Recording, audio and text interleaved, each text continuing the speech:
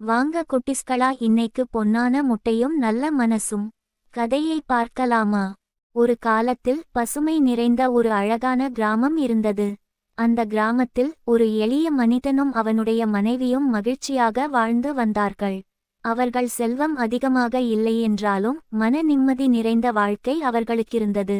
அவர்களுடைய வீட்டின் பின்புறத்தில் ஒரு சின்ன தோட்டம் இருந்தது. அந்த தோட்டத்தில் ஒரு அழகான வெள்ளை வாத்து வாழ்ந்து வந்தது.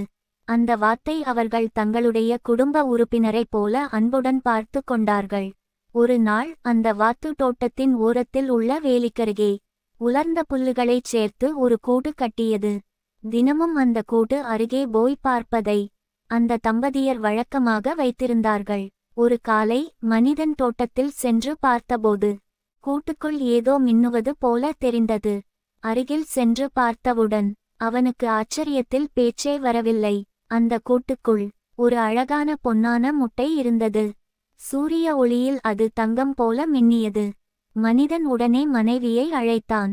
அவளும் பார்த்தவுடன் மிகுந்த மகிழ்ச்சியடைந்தாள். இது நமக்கு கிடைத்த ஒரு பெரிய பரிசு என்று இருவரும் சந்தோஷப்பட்டார்கள்.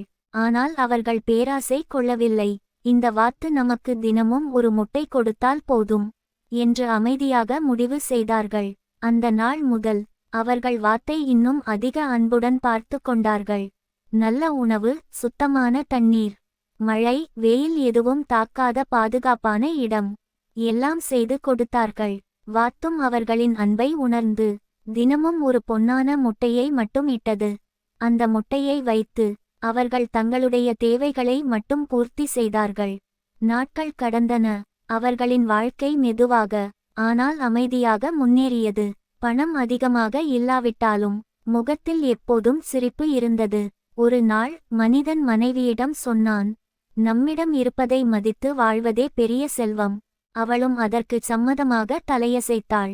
மாலை நேரங்களில் அவர்கள் வாத்துடன் தோட்டத்தில் அமர்ந்து அமைதியான வாழ்க்கையை ரசித்தார்கள். அந்த வாத்தும் அவர்களின் நல்ல மனசுக்கு நன்றி சொல்வது போல அமைதியாக அவர்களுடன் இருந்தது.